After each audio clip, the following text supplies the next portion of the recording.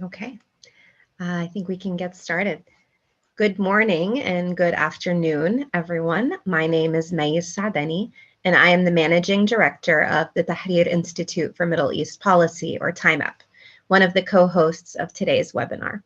I couldn't be more honored, along with colleagues from the Middle East Institute, to welcome you to this virtual event titled Assessing MENA's 2022 Climate Implications and Exploring Policy Opportunities for 2023. In 2022, the MENA region experienced another year of escalating climate extremes, from dust storms in the Arabian Peninsula to flooding in Sudan. Everyday citizens continue to face the impacts of these extremes, and vulnerable groups even more so. Although a promising preliminary agreement on the Loss and Damage Fund was reached at COP27 in Cairo, these conversations did take place amid continuing concerns on inclusion and engagement of civil society and organizers at the conference, as well as more generally in the climate discourse. With the advent of this new year, 2023, we have a unique chance to reflect on what 2022 looked like in the climate change space in the MENA region, how COP27, hosted by Egypt, panned out for the region, and what we can expect to be on the climate agenda in 2023. Today, we're joined by a multidisciplinary group of scholars and practitioners whose expertise spans countries and themes across the region, and I'm so pleased that they've agreed to lend us their expertise today. I'd like to take this moment to also thank the respective teams at TIMEP and MEI for helping to organize and make this session possible. I'm sure it's going to be a wonderful discussion. It's my privilege to welcome and hand off the moderation of today's conversation to Dr. Mohammed Mahmoud, who needs no introduction, but who's the director of the Climate and Water Program and a senior fellow at the Middle East Institute. His areas of expertise include climate change adaptation, water policy analysis, and scenario planning. Dr. Mohammed, off to you. Thank you so much, May. I really appreciate that warm introduction and kind of setting the stage and tone for our conversation today. With that, I'd like to introduce our panelists that will really kind of help us dissect our topic in terms of looking at 2022 and how it unfolded with respect to climate change impacts, climate policy, and then transition it to what we expect or hope would be the outcome coming out of this year in terms of action and impacts. So in terms of our panelists, I'd first like to introduce Dr. Marwa Dawoodi, an associate professor of international relations at Georgetown University School of Foreign Service and the Saif Gobash Chair in Arab Studies at the Center for Contemporary Arab Studies. Dr. Dawoodi's research and teaching center on critical and human security studies, environmental politics, climate security, water politics, negotiation theory, peace negotiations, and Middle East politics. Dr. Dawoodi is also a non-resident scholar with the Malcolm H. Kerr Carnegie Middle East Center in Beirut, Lebanon, where she leads the Climate Change Conflict and Governance Project. Next, we also have Haja Hamlici, a sustainability expert and climate advocate with over 15 years of experience in water operations and corporate social responsibility management.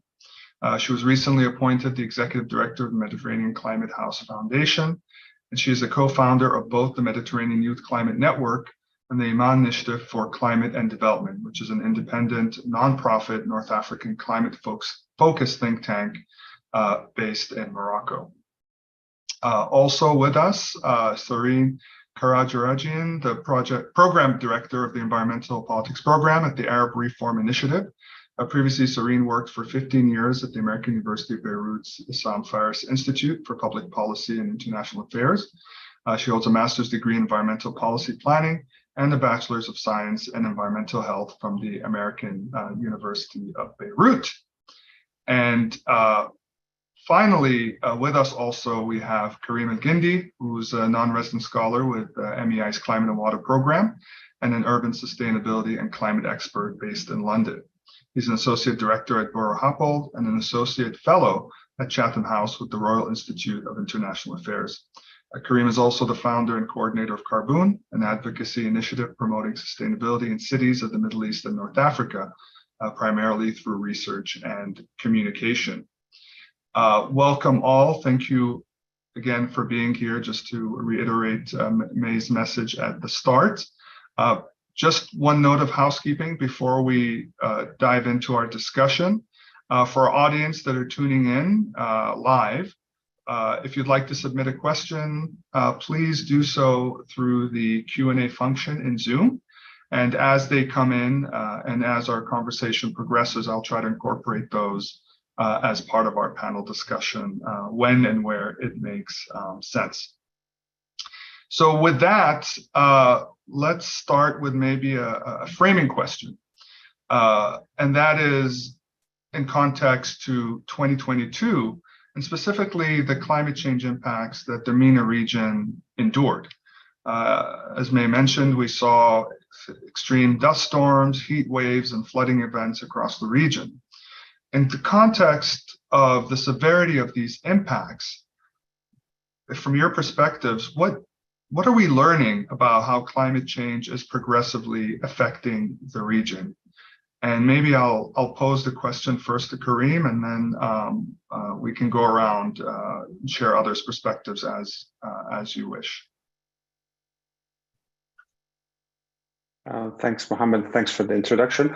We've learned quite a bit. We've learned what we've always known in a way, that climate change will affect the region disproportionately in terms of increase in temperature, which is expected to be twice the global average, the fastest heating region under the RCP 8.5, or the worst case climate change scenario, expecting to reach 5 degrees. So it would be the highest, the fastest heating region in all inhabited regions in the world. So if we exclude the Arctic and other regions of the world that will heat further, the Eastern Mediterranean and the Middle East will be some of the most impacted in terms of temperature increase.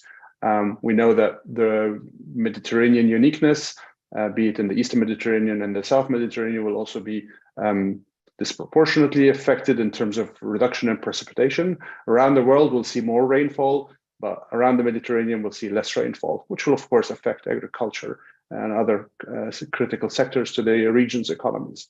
Sea level rise will affect the region, which is quite a coastal region.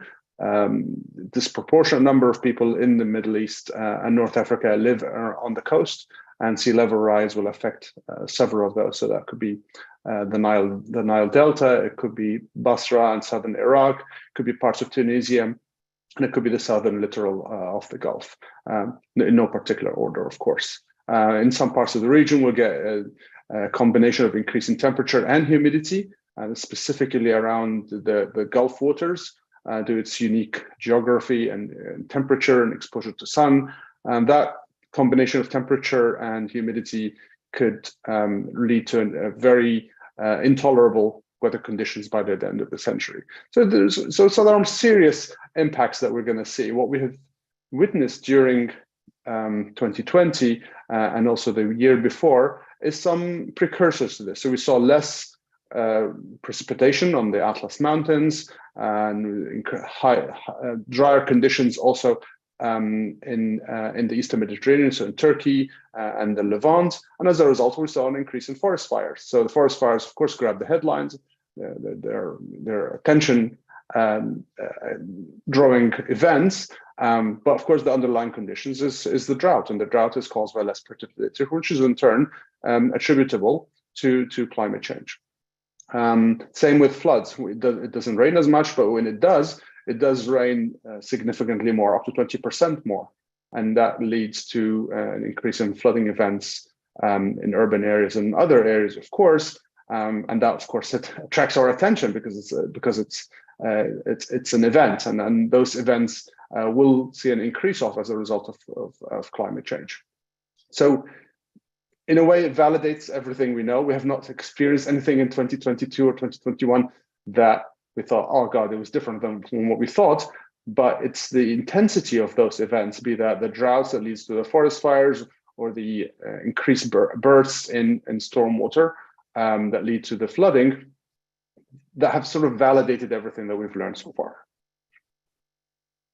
Great, thanks, Corinne. That's a good sort of comprehensive sort of overview of primarily the physical challenges, and just to stay on that for a moment more, do others want to add their perspective on that in terms of how things have unfolded, leaving aside some of the more human socioeconomic impacts? I'll touch on those in a second, but on this sort of broader level, are there other perspectives or lessons learned?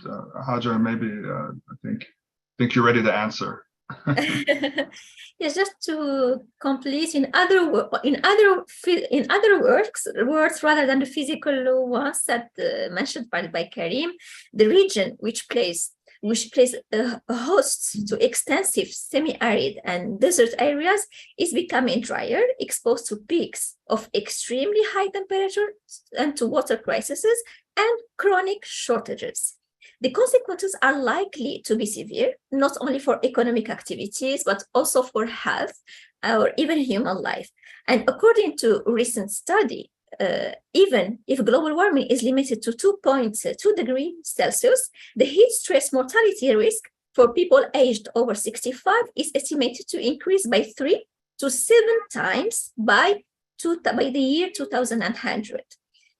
And despite all of what the alarms that has been raised and ringed for the exposure of the MENA countries to the sea level rise, it's still the effect of sea level rise could be very disruptive for climate sensitive activities, for tourism, agriculture, fishing, etc. I'm not going to develop on that, but just to say that there is a comparative study on 84 coastal developing countries.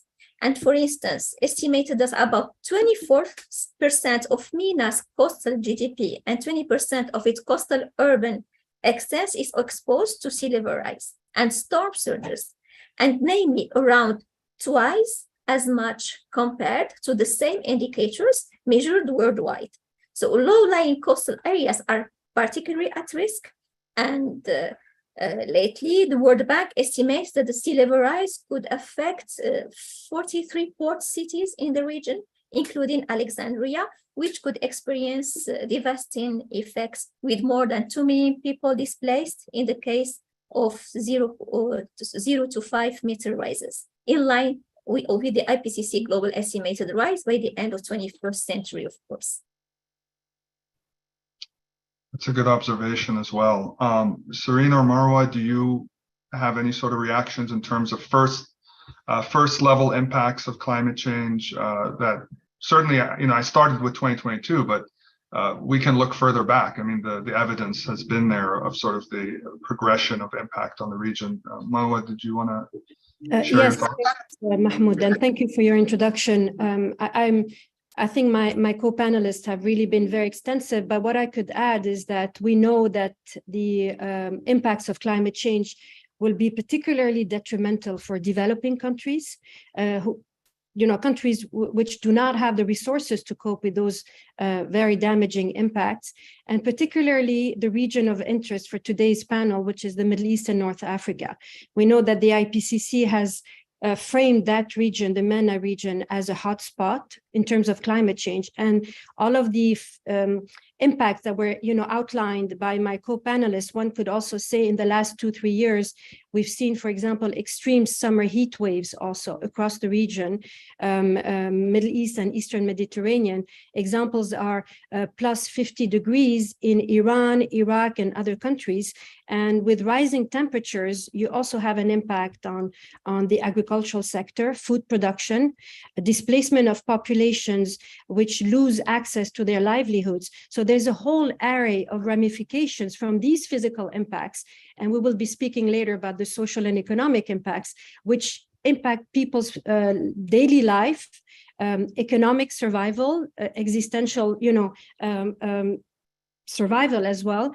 And also to say it's even more detrimental, I think, in rural areas, this rural-urban divide, because the populations in the rural areas are even more vulnerable because they depend on rain-fed agriculture as well. So I would say we're talking about mounting impacts, detrimental impacts, and the need to see that this region is really a hotspot, already a hotspot in terms of climate change impacts.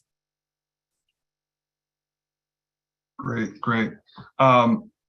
Serena, I don't know if we've left much for you to to cover. We've been very comprehensive, but do please share your thoughts if you had any. Yeah, thank you. Thank you so much for the invitation and for bringing us together. First of all, I mean, if we look at this region, where to start? We cannot today disassociate the climate change from our, like Marwa mentioned, from the social and economical impact that it's having on every citizen or every resident of this region. We are in a region where we're going through three things. We have wars in Libya, Syria, Lebanon, I mean, wars, financial wars with our banks, Egypt as well in the financial system, Syria, all these different countries are still at war. If we look in Yemen at the moment, there has been two cyclones in the last 5 years that were not even witnessed in the last 30 years. So these impacts will be even much more stronger and will be completely disastrous for the region that we are witnessing. Another thing is, of course, we will be discussing about it.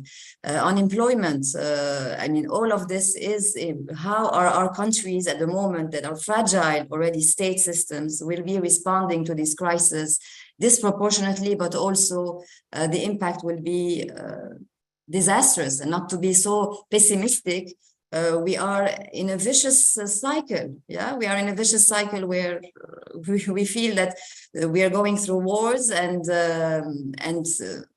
temperatures are, of course, increasing, but yet the impact is felt differently, and the responses to these impacts are completely mismanaged by the governments of our region. Back to you. Great, thank you. So I think you've started to pull on a thread, both you and Mo, that I think we can pivot to now, which is, if these were sort of we broadly discussed the first level impacts, tend to be more on the physical side of climate change on the region, maybe let's look towards secondary impacts and impacts that are work in conjunction with other, maybe directly non-physical issues that are maybe threat multipliers for the region.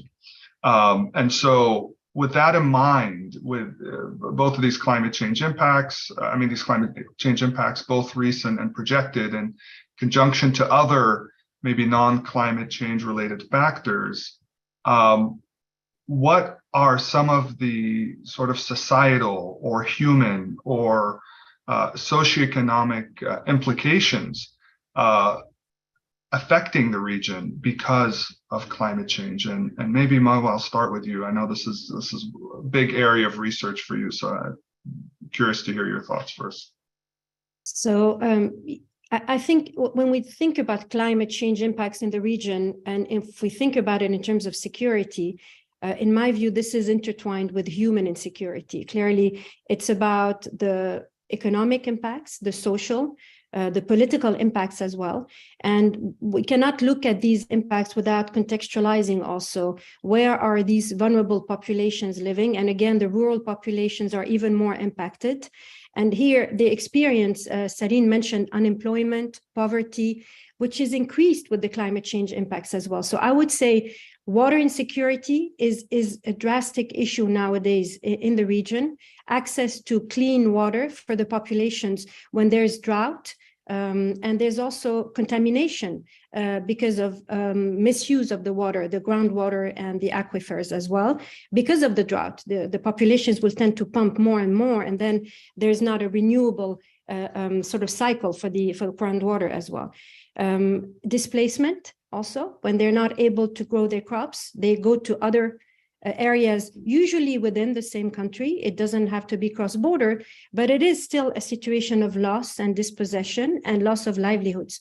So I think we will see increasingly, it's very hard to get the figures, but we know, for example, the drastic drought in the Euphrates basin in Iraq and Syria has pushed populations to move, to be displaced. This is not per choice. They are forced to move to find some other livelihoods. And sometimes they go to other rural areas, but they also go to urban centers where they become the new urban poor, actually, neglected by local authorities and the governments. So there's an added layer here. It's water, food insecurity, human insecurity, economic insecurity. So unfortunately, you mentioned threat multiplier. It is a threat multiplier. And there's an added context, and I sound very pessimistic, but I think the situation makes me pessimistic. The added context that Sarine hinted to is conflict. When these populations are also in a situation of conflict, where their resources are hindered, they're being under attack, civilians are targeted by different state and non-state actors, external actors as well, like in Yemen, in Syria, in Libya, etc. Unfortunately, the list is long. It adds another layer of human insecurity. So I would say here we're talking about human insecurity, climate insecurity at all levels. And I think the solutions should be targeted at looking at these ramifications if one wants to be very effective in alleviating that insecurity. I'm glad you mentioned two things. One, water, which obviously selfishly for me, it's a big area of my focus, but has also been tended to be decoupled in a sense from sort of the climate crisis. And I think that's changing. People are recognizing the link with the impact to water resources and climate. So I'm really glad you mentioned that. And hopefully we can talk a little bit more about that in our discussion later.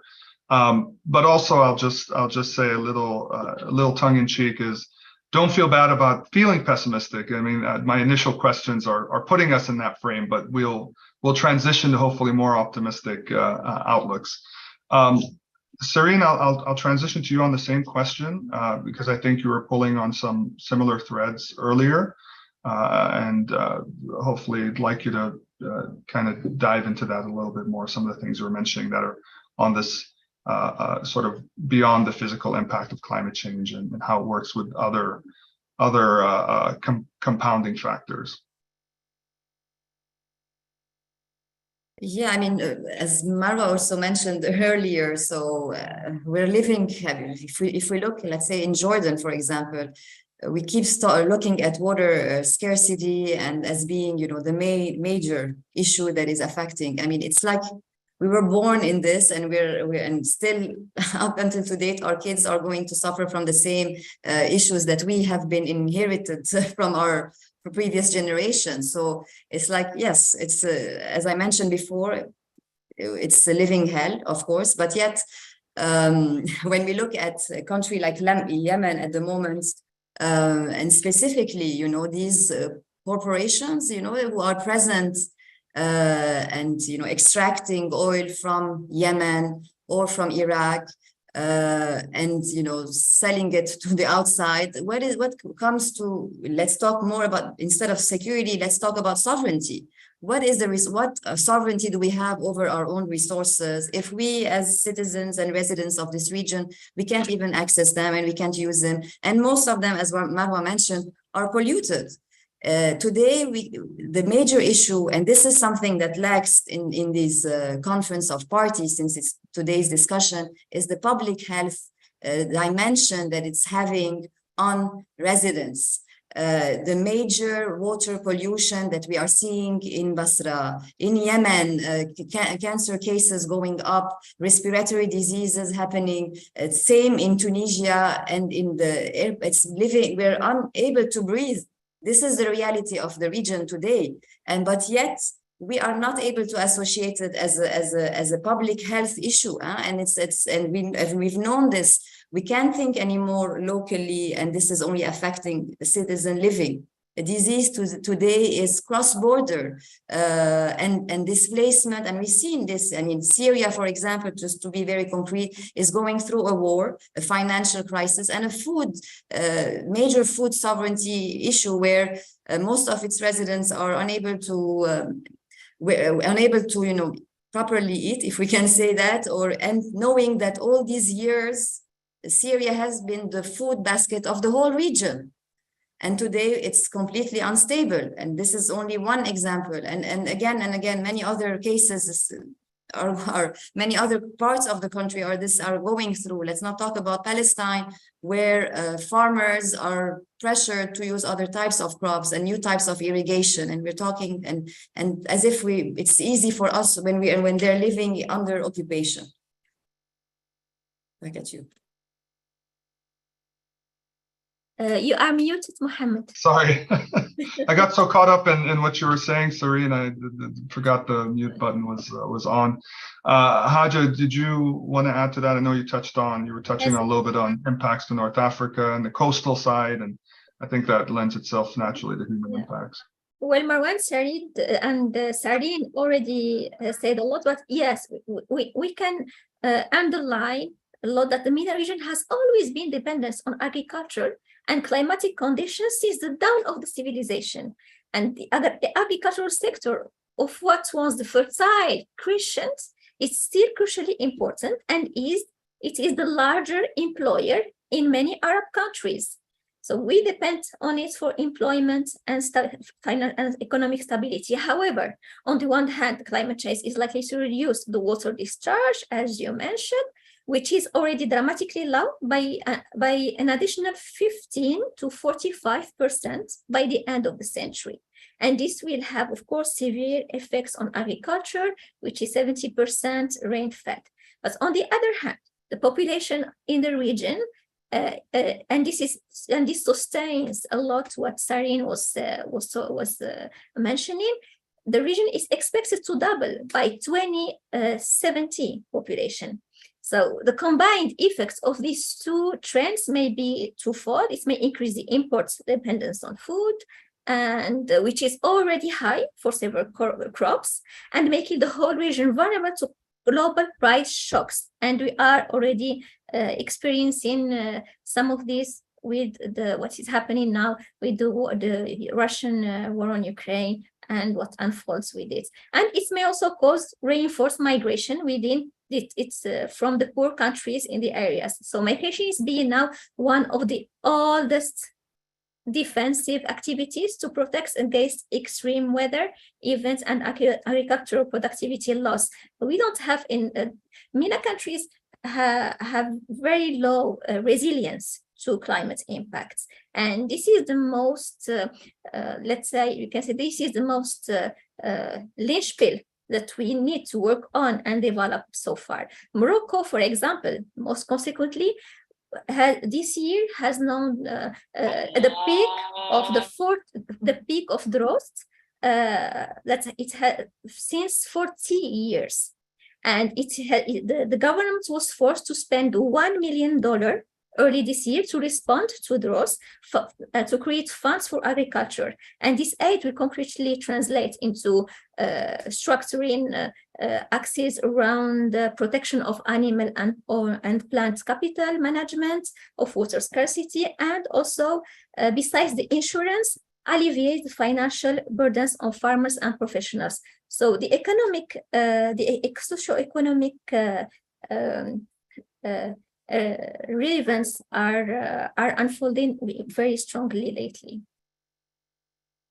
Thank you. And I'm glad you highlighted, as mentioned also previously, but highlighted the agricultural connection, not just in terms of certainly the economics of employment, but also economic productivity, right? In terms of exportation, domestic support of food production, and also how it connects to water. I mean, it's an average about, I think, 60-70% of global water use per country goes towards agriculture. So it's a very big component. Karim, I'll pivot to you to have sort of the last word in this point. I suspect, I don't want to say this to limit what you're going to say, but I suspect you'll tell us maybe a little bit more of the impact of the human dimension, maybe in urban environments. Sure, I could talk about this too. Or not. Whatever you want to say. Yeah, I'm happy to talk about this. It's a quite comfortable topic for me to discuss. But I wanted to preface this by saying that some of the main sectors of the region's economies will be affected by climate change. The Levant and North Africa have a strong tourism and a strong agriculture sector. I think agriculture has been covered extensively, and I know Marwa has written about this extensively in the Syria context and what happened there due to the drought. But the other sectors that will be affected due to this is the real estate sector, and that will certainly expose in its inefficiencies in the built environment and elsewhere to a changed climate that where the built environment no longer suits the purpose for which it was built due to increased temperature and changing climate conditions. But the climate change impacts on the major sectors of the region are not just limited to the physical impacts or their secondary and tertiary impacts, but they're also affected by climate action. So the oil and gas sector, which is a significant component of the GCC's economies and part of their social contract, will be affected by the world's moving away from oil and gas. So we've listed about 4 sectors here that represent the bulk of the region's economy. So the tourism, agriculture, real estate, and oil and gas. And we're arguing here that all of those will be affected either by climate change impacts directly or by climate action due to climate change. And that puts a significant amount of risk on the region's economies. If they're no longer fit for purpose, this isn't just human security. This is calls for mass unemployment. As Marwa suggested, what we've seen in Syria, where people moving into the suburbs and becoming the new urban poor, and all you need is a spark for this social discontent to transition into something much worse and something more risky for social peace, and so you could get all sorts of political and even geopolitical impacts as a result of that. And I'll leave it there. On the issue of the urban environment, our cities are already struggling as they are. Of the region, they're already struggling as they are with managing the climate as it currently exists. Many cities of the region have now exceeded the ecological capacity upon which they were built. So they no longer have enough water for their population. They don't have the biocapacity. The climate is no longer suited. The reliance on air conditioning indoors has meant that the outdoors has become unbearable, because all the air conditioning does is move the heat from the inside to the outside. So that just continues to exacerbate the outdoor conditions and lead to increased greenhouse urban heat island effect within region cities. What would less precipitation, in the case of the Mediterranean cities, and increased temperature and humidity in the case of the Gulf do to these cities? Oh, I can only guess, and I would have to join Marwa's pessimistic bandwagon on this, because there's very little positive signs coming out of this, unfortunately. Having said that, there is benefit of the doubt here that we could throw into this mix. The uncertainty about secondary and tertiary impacts is much less than the certainty that we have. Sorry, the certainty about secondary and tertiary is much less than the certainty we have about primary impacts. So physical impacts, we think we understand quite well. And secondary impacts, we understand a lot less, and we have a lot less certainty about what would happen. And the interaction between secondary impacts together, any contradictions between them, any uncertainties about those could lead to tertiary impacts that could go in any direction. So our ability to translate climate change impacts into economic impacts is limited at best. Our ability to project that into social and political impacts is far less. So we're not here to say this will happen. What we're saying is this could happen. In terms of the second question that you posed here, Mohammed, the socioeconomic and political impacts. Great. And before we transition to climate policy and hopefully a less pessimistic discussion, I just want to dwell on the notion of climate risk that you brought up. And I actually will pull in a question from the audience that fits in here quite nicely. And it's open to anyone to answer, which is, There's a question on whether countries or how many countries in the region have necessarily embarked or completed a climate risk assessment and mapping in the region as a critical step to understand the current sort of status of the climate crisis and to help plan for mitigation and adaptation. So I'll pose that to anyone who'd like to answer that. I have seen a few, but I'm not at liberty to say, but there are climate risk assessments being done in countries of the Gulf, to put it there. But I'm not at liberty to say who's done what. Sure. I think the short answer is yes, which you've done, and those resources, at least some of them, are out there. I think are available for people to look into. Okay, let's maybe transition to climate policy. And the question there really is, if we're still kind of closing the loop on last year, we can't do that without maybe talking about COP27, which was, sort of the big climate change conference towards the end of last year, took place in Sharm el-Sheikh in Egypt. There were some successes coming out of that meeting. Obviously, the big one that made headlines is the agreement on loss and damage fund. But you could also argue that there were some shortfalls. An example there is maybe, and this could be more subjective, but maybe not enough progress on the adaptation front. The broader question we'll kind of go around and talk about is, what do you consider to be, one, positive results from your perspective coming out of COP27?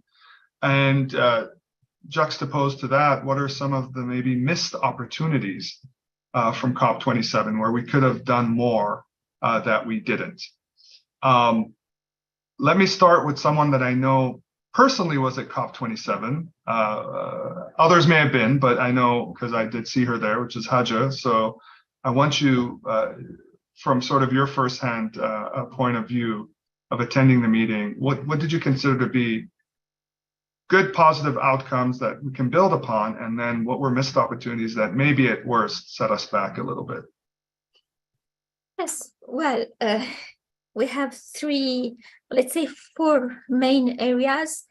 Let's to start on positive notes. We'll say that the approval of the Loss and Damage Fund is a historic achievement. It is a result of 30 years of advocacy and demand from vulnerable countries and civil society. And this was achieved this year, despite historical opposition from developed countries who feared exclusive liability and therefore compensation. These negotiations was characterized by united and strong position of the G77 plus China and also the small island states, which sets a high threshold for success. While developed countries try to make procedural arguments to delay or weaken the language on the financial arrangements, the decision on the fund regarding loss and damage is important for people of the MENA region, or mainly the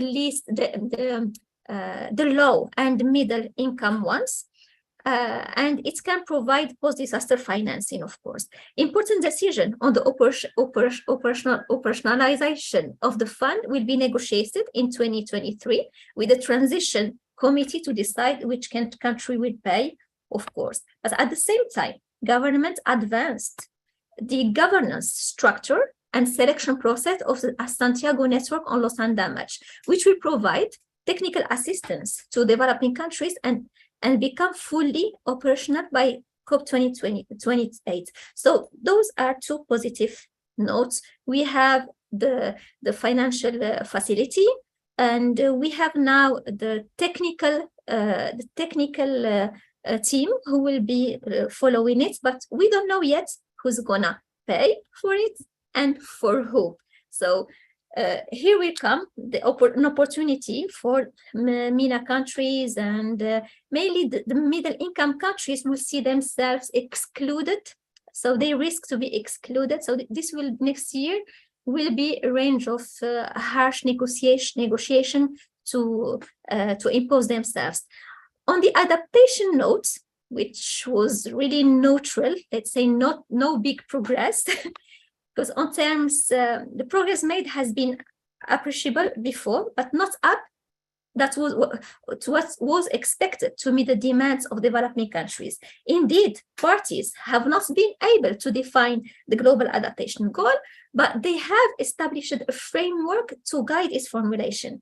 There will be several opportunities for stakeholders to contribute at technical level this year, and the targets will be adopted at COP28. On the commitments made under COP26 in Glasgow Pact to double funding for adaptation by 2025 compared to 2019 levels, developed countries have not made significant progress, leaving parties less confident of achieving this goal by 2025. So thus, the parties agreed to ask the COP Standing Committee on Finance to prepare a report on this doubling of funding in order to offer more detailed consideration at COP28. So the Adaptation Fund received 243 million in pledges and contributions at COP27, but the needs for this institution and others are much higher, given that a doubling would mean $40 billion a year. The cost of the UN plan to ensure the entire planet is recovered by early warning system over the next 5 years is estimated to 3.1 billion alone. So this year, the parties need to come to the COP28 having done their homework in time in terms of adaptation fund. In terms of mitigation, we can say negative. Started positive, neutral, but in mitigation, it was really negative. We can say that the fossil fuel phase down is still new topic for negotiations. And there was really unprecedented focus on renewable energy, surely, but no agreement on language around fossil fuel phase down, and nor major progress in enhancing finance support for 1.5 degrees Celsius aligned mitigation and phasing down. So despite an estimated over 80 countries explicitly advocating in support of language of fossil fuel phase down, this language was opposed by Saudi Arabia, and such proposals are likely to rise again at COP28. And developing countries were not able to obtain meaningful language to strengthen commitment to mitigation finance and support as a matter of equity and just transition. One last point was the advancement made on the mitigation work program. This is a parallel process where they decide to hold 2 global dialogues a year in addition to an annual high-level ministerial on pre-2030 ambition, and it was agreed, and it will last from the end of COP27 until the COP31. So those are was broadly the main points. Well, thank you. I appreciate your balanced view of giving us a positive, negative, and even a neutral. So that's that's a good way to look at it. Marwa, I'll pull you in here and sort of ask from your lens and sort of the world that you operate in, how did you view COP27 in terms of pluses and minuses? So I think there was let's say the overarching thing was that it was happening in an Arab country, which was a very good element. We know that Egypt positioned itself as the leader of the Arab world and Africa, and as a spokes, sort of hub for developing countries. And hence that result about the loss and damage fund was a good achievement for developing countries. The underlying issue here is that the hosting country relies a lot on oil to gear its economy, and also the human rights aspect also, which personally I wrote about as a critical juncture here, like cracking down on environmental activists, but also on human rights activists while hosting that big conference was as an issue to raise as well, and allowed also a lot of these voices to come out. Now, the loss and damage is a historical breakthrough, as Hajar mentioned clearly. We know that a lot of the damage is impacting developing countries mainly, and there is an issue of differentiated responsibilities. They are the ones which contributed the least to climate change because they are the least industrialized ones. So they need to have some compensation happening. Although we know that the Green Fund, which was pledged in 2015, $100 billion a year, has so far not been filled by developed countries, only 50 to 80%, and there hasn't been enough done during COP27. The other aspect that I would like to raise is I'm concerned that there's a new sort of framing of the word decarbonization. And it was not a coincidence that a lot of the oil and gas industry was present at COP27, and that they were pushing with Saudi Arabia and Canada, major oil producers, towards focusing more on cleaning technology, clean up the sector versus phasing down. So my concern is that this is paving the way for a new trend, putting less pressure on oil producers, and the fact that the UAE will be hosting the next COP28 at the end of this year, and being also having the discussions led by an oil executive, shows that possibly we're moving towards this new framing of decarbonization, which will put less pressure on phasing down, limiting coal and oil use, versus focusing more on investing in cleaning technologies, which might not mitigate as effectively as we would like to. A third point, and I will focus more on the missing points because Hajar talked very eloquently about what was achieved, the food supply aspect. Rather than focusing on food systems, we know that a third of the greenhouse emissions are done by the food sector, and there's a systemic issue here. A lot of the poor diets, the production of poor diets in the developed world are impacting climate change. So there should be a structural question here, a structural change. Despite that, the focus is more on supply versus the systemic approach, which should question the production of food at the global level, and with pressure put more on the developed countries to sort of phase down this increasing greenhouse emissions based on their poor diets. Production of meat, production of fast food, etc., food and junk food, which is impacting the rest of the world. So there was a missed chance here to really have a systemic structural discussion about food production and how to tackle food insecurity. Great, thank you. Karim, as someone who's attended COP meetings in the past, I know you were at COP 26 and track these meetings quite closely. What sort of your report grading card look like for this past COP meeting? So I'm not going to do a Hajar report on COP27 because I wasn't there, but I can tell you what the context is for this COP and the next COPs, the previous and the next ones. What we have seen is the grand bargain between developed economies responsible for most of emissions historically and developing economies which reserve the right to develop. Marwa has referred to a comment about differentiated responsibilities between the two camps. They came to a bargain where developed economies said, we can't do this alone. We all have to do this. We all have to reduce our emissions. Yes, you're not responsible, developing economies, but please, we can't do it alone. You have to join in. And in return, we'll do something about adaptation to help you adapt, some technical support. We will finance you. And yes, we will do something about loss and damage, maybe. And everyone were pulled together in the same direction until we got to the Paris Agreement. And then the other half of the bargain was not satisfied.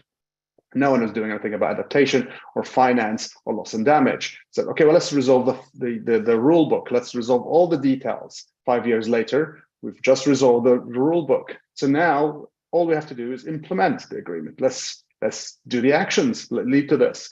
So what we have found since that point, I think that started in Glasgow, or between Glasgow and Sharm el-Sheikh, is the first COP where the focus in terms of mitigation will be mostly about implementing all these things that we said we're going to do on mitigation, ratcheting up, increasing ambitions, and making sure that every country is doing a little bit more in order for us to meet the 1.5-degree target, and all these other promised things that were never satisfied. And Egypt did a pretty good job in focusing on all these other things, which were basically finance, adaptation, and loss and damage. Surprisingly, loss and damage was the one that managed to produce some results, some positive results. Finance is still way behind, and adaptation would only see a result of this in COP28, where we see the global goal for adaptation, which is scheduled for that. And COP27 really was never expected to be a milestone COP or any major announcements. It was really hard for us to point to great success. So for it to have produced any meaningful outcome on loss and damage is, even as bare bones as it is still a great achievement for what is otherwise a general COP, general negotiation round. So we'll see what will happen at the next COP, where we have a review of the Paris Agreement, called the Global Stocktake. We have the global goal for adaptation scheduled to be declared at the same time. And also the loss and damage discussions will be actually finalized, because what we have is a bare bones agreement. We'll put some money in here. Some countries are going to put money in. We don't know who they are. We don't know how much. And some other countries, we don't know who they are. We don't know how much. We'll be taking that money at some point. And we'll resolve all those details during 2023. And by the end, by COP28, we'll know who will do what. So what we have is all the stars aligned for a major COP, at least on the negotiation front. And then that is the focus of implementation that we had seen at Sharm el-Sheikh will definitely continue and perhaps be on steroids at COP28. Great. I definitely want to hold on to some of the things you said about COP28 once we get to that proper. But Serene, I want to give you an opportunity to share your thoughts, sort of a review of the climate policy front from 2022 and the COP meeting included. I mean, my fellow panelists have raised several issues. I mean, that we have seen in the last COP. Again, it's not. I don't believe we had high hopes from the COP 27, and same thing for the next COP. Given who will be actually leading it, or the presidency of the COP28.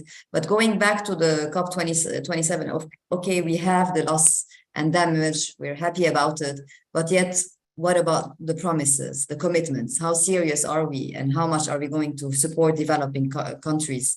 This is something that these countries at the international level should be held accountable, and who's going to hold these countries accountable? The other thing is about activists. We've heard many of the activists who were not given the platform, who were unable to, properly representation was an entire issue.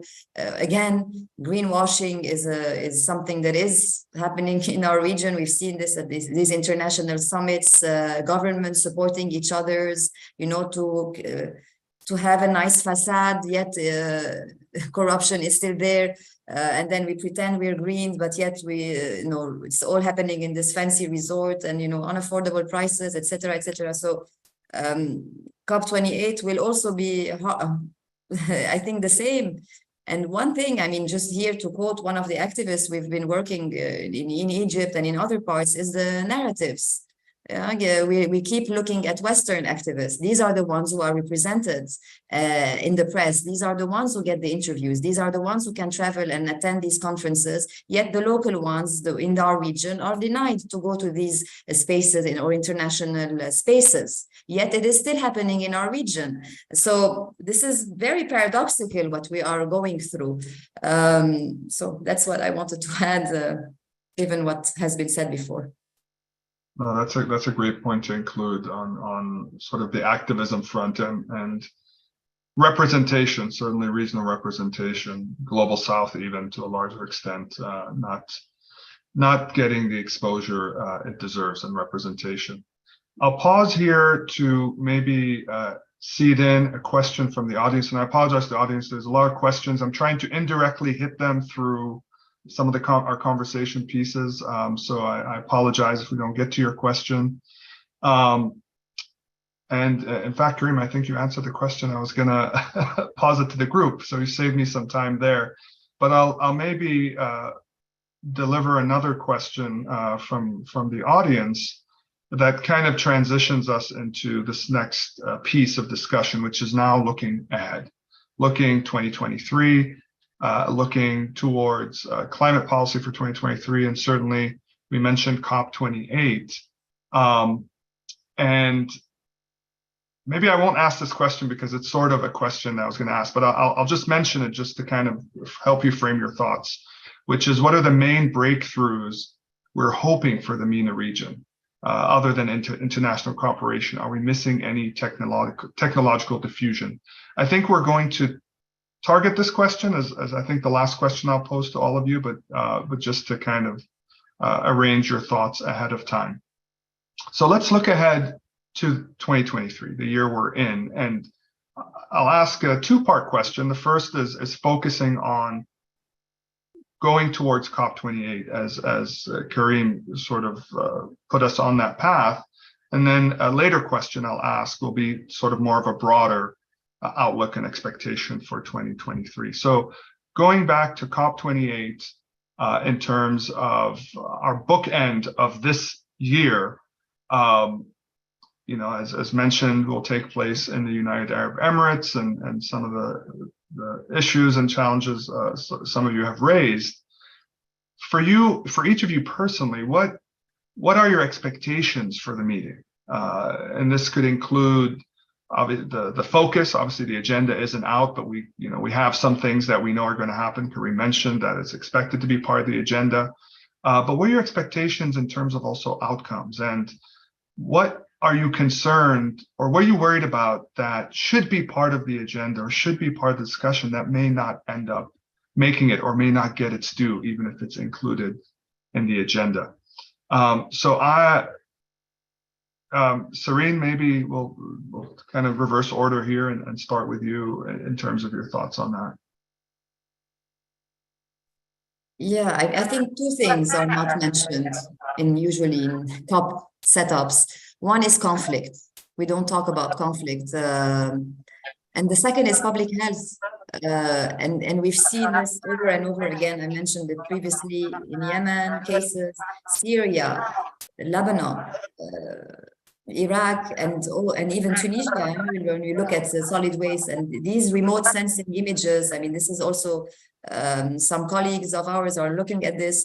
The remote sensing images of in the last 10 years show you more and more droughts, and I mean all of these, and where is actually how can we use this data? This is what I mean. How can we use this data to push to use them in these international setups, and you know, and the third would be, if we can say again, reparation, but also compensation. Maybe this is something that should be taken more seriously towards projects that are really benefiting local populations in our region. And we can even talk about, and there was even a question here, bilateral agreements that are happening between Germany and Egypt on green hydrogen, who's really benefiting from these. We've seen it in other parts of the world. In Latin America, it's complete, total failure. So why are we doing this in our homes? Yeah. Haja, do you, as a COP meeting aficionado, what do you what are your expectations or concerns about this upcoming COP meeting? Well, let me start just by framing the climate, the Emirates climate diplomacy, which is pursuing a two-pronged approach: an aggressive campaign to find thousands of megawatts of clean energy at home and overseas, and even greater effort to boost its oil and gas production. So it is on the defensive, as the case of leaving fossil fuels in the ground gets more vocal. In Sharm el-Sheikh, as we said, more than 80 countries pushed to extend the language on phasing down unabated coal power to oil and gas, but petrostates blocked it from formal negotiations. Nevertheless, the issue is not going away. So the Emirati will find it difficult to deal with the fast-moving debates on fossil fuels, given their economy is structured around oil and gas. So the Emirates has pictured the COP28 as a moment to find realistic, practical, pragmatic solutions to accelerate the global energy transition. And summit will hold the first formal assessment of progress since the Paris Agreement came into force, known as the Global Stocktake, previously mentioned by Karim. So the outcomes could be critical in spurring much needed emissions cuts this decade. This is a very important milestone this year. So adaptation and agriculture are poised to be key priorities for the host country, which imports 85% of the food it consumes under partnership with the US. The UAE pledges to invest $1 billion in high-tech climate-smart agriculture.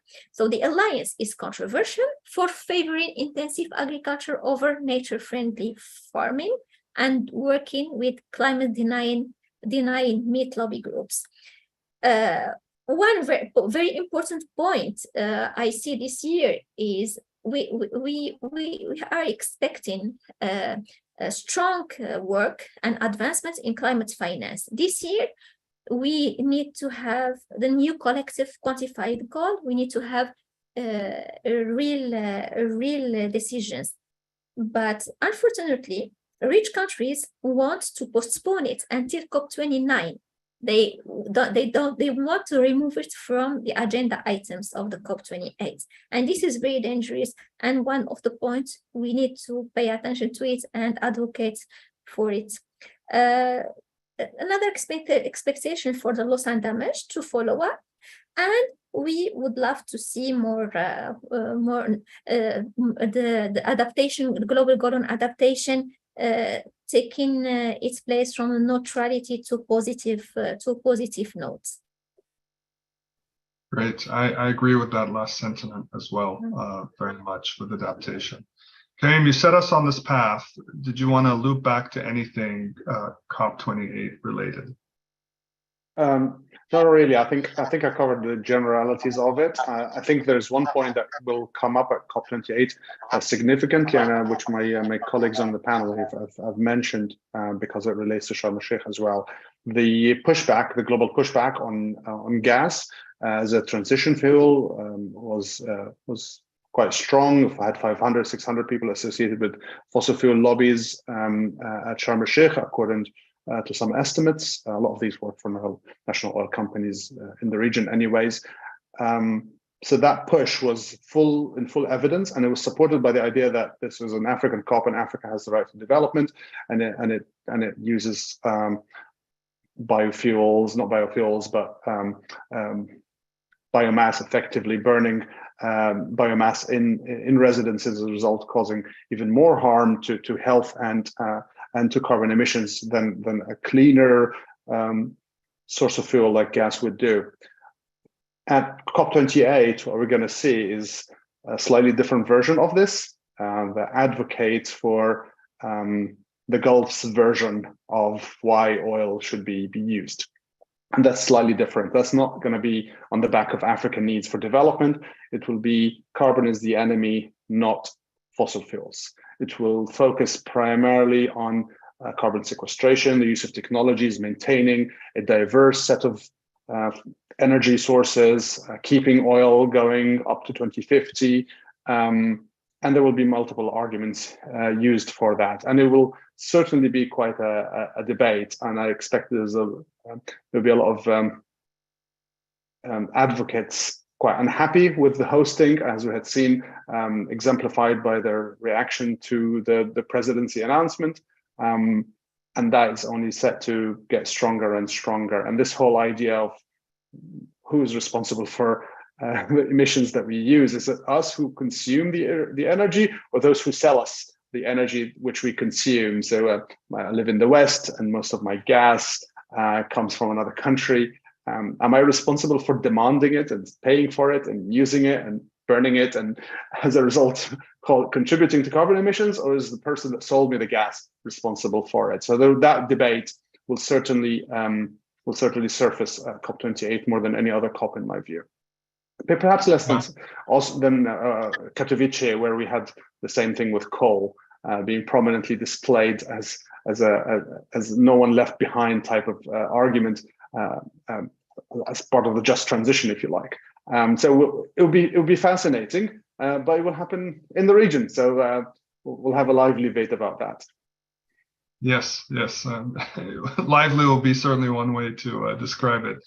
Mo, pulling on Kareem's point that you kind of touched on earlier, this idea of decarbonization versus clean, and I suspect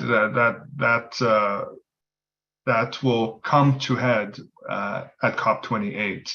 Did you want to add some more thoughts on that in terms of how that could manifest at this meeting? Of course, just quickly, the UAE is the 7th biggest oil exporter globally. So this is adding, an issue to how will that conference be managed? What will be the priorities, and who is leading the climate negotiations as an oil executive? So that is already framing a bit how the conversation will be happening. Hopefully not. Hopefully there will be activism, there will be counter narratives, counter action, and I'm counting a lot on civil society globally and regionally. We have wonderful activists in the region, and hopefully they will be allowed to attend and to shape the discussion as well. I just wanted to say this thing of clean energy, clean technologies to produce, to extract oil is sort of coming up as a narrative. And we've heard it from the Emirates, Saudi Arabia, and others. So there's a need possibly to have sort of a collective pressure here to change that narrative and to implement also very effective policies. I just want to go back to the point made by Sareen about public health, which should be on the agenda.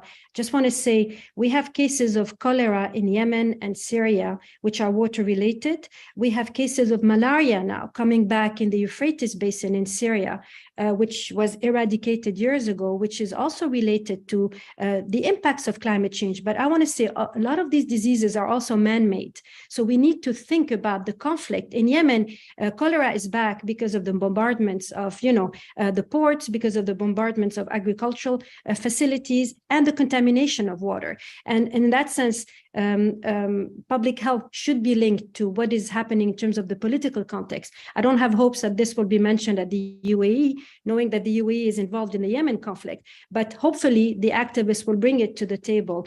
And another point, just answering to Aya's question about the over-securitization of climate. Here, I think the focus on vulnerable populations and interventions which would address those vulnerable populations' access to water and food security, and also not to securitize these displaced populations as potential threats and sources of instability. And this is where the over-securitization of climate change has been happening, to say, well, let's deal with these potential threats to the stability of the governments, but also globally. And in that sense, to look at them more as victims of climate change and conflict, and victims adding to the vulnerability, and not sources and not threats to the rest of the society. That's a great point.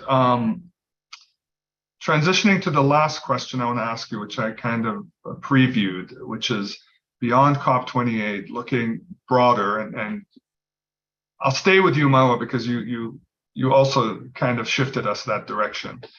Beyond just the specific climate policy implications, COP28, in the larger context, 2023 and maybe even beyond, what would you put at the top of your urgent sort of climate change priority for the MENA region that needs to be pursued, regardless of COP, regardless of whatever formal structure that exists for us to highlight these issues? What again, I hate to make this pessimistic, but what keeps you up at night that it's sort of climate change adjacent, related for the MENA region that you feel we need to really get a handle on sooner rather than later? So in my view, I think it's important to look at it again from the human security aspect. So I think it's about water. It's about access to water. We know in Syria, more than half of the population does not have access to clean water supplies. And this adds a layer, a ramification in terms of having cholera, having diseases, having unsustainable livelihoods. The other added element, I think, and I go back to it, but it's also focusing on ways to tackle people's food insecurity, because climate change is about that issue as well. It's a global issue on the local level, regional, national level. It's about people's survival. And we're talking about populations which are made even more vulnerable, also because of the mismanagement of the resources. And often, of course, farmers will dig wells to access water, they're contaminating, they're depleting their source, but they don't have access to reliable sources. So the government's responsibilities here are very important. So I would say it's a local, national, regional, global effort, but let's not forget the local dimension as well in interventions. And I think the human security aspect is crucial. It also links to unemployment, to poverty, to lack of employment in the agricultural sector. So to look at it really in a holistic way, all of these dimensions are intertwined, they influence each other, and it's really a human climate approach to tackling also the roots of the problem, but also the solutions, taking into account, and I come back to that, the political context as well. Yeah, that's great. Serene, same question to you. What is on the top of your has to happen list for the MENA region in terms of climate and climate change and policy even? I mean, we talk a lot, Marwa mentioned it as well, and I also mentioned it previously. I think public health is definitely something that should be addressed. Higher cases of cancer, respiratory diseases, all of this are due to the mismanagement, of course, but climate change and the factors that are affecting our resources in our region. Conflict definitely is something that should be brought back, and governance. Repoliticizing the climate change portfolio. We cannot we keep looking at it, from a very siloed, in a very silo, whereas it is really linked to every single discipline. I think this is very important to address it. And it's not something, I mean, if you do look at the Arab Barometer reports, climate change is lower on people's perceptions or priorities because of survival. We are in a country where look in Lebanon, there's no electricity. We don't have a proper infrastructure, complete absence of government. We completely, not just absence of government, but no accountability and no trust in whoever represents us. And finally, maybe we can say, the COPs, I don't think any of the young youth population in our region at the moment really believe in these international summits. And what we need to push for is solidarity. Solidarity and creating strong voices from the region to have our own narrative, our own climate change discourses within our region, for our region, created by and more South to South collaborations. Instead of collaborating with the Western countries, let's look at and learn from each other. That's what we, at the Arab Reform Initiative, we've just had an event. We had 30 scholars who might have not met or knew each other, but yet you look at it and you think that, oh, in Yemen, we have the same cases that in Iraq. Activists and scholars from different universities, in Basra University and others, are unable to speak. They are threatened because they can't go to an event. They need prior authorization and request permission to travel within our region. And not just that, to even, without feeling, they have to have spaces, safe spaces, where we need safe spaces where we're not going to be threatened at the end of a conference or at the end of an event because we got together and we thought together. But what we need to create these spaces and push for voices from the region to support each other. I think this is very important. And what we can learn from other movements, like the feminist movements, is that, it's solidarity is the key. It's for us to keep on continuing and supporting each other and creating coalitions. Thank you.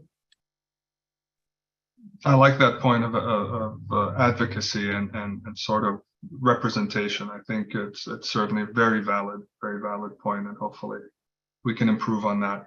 Haja, you're very much intertwined with the climate policy process. Not to restrict what you're going to say to that lane, but what's on the top of your list? Well, I will resume it in resilience. So this would be the top priority, because it resumes the hurdles we have been talking to: the natural resources scarcity, the food, water, etc., the lack of peace and stability to pursue development, lack of prospects, youth unemployment, the need for sustainable financial system to support all these developments. So social socio-economic and environmental resilience is the key word for me for 2023.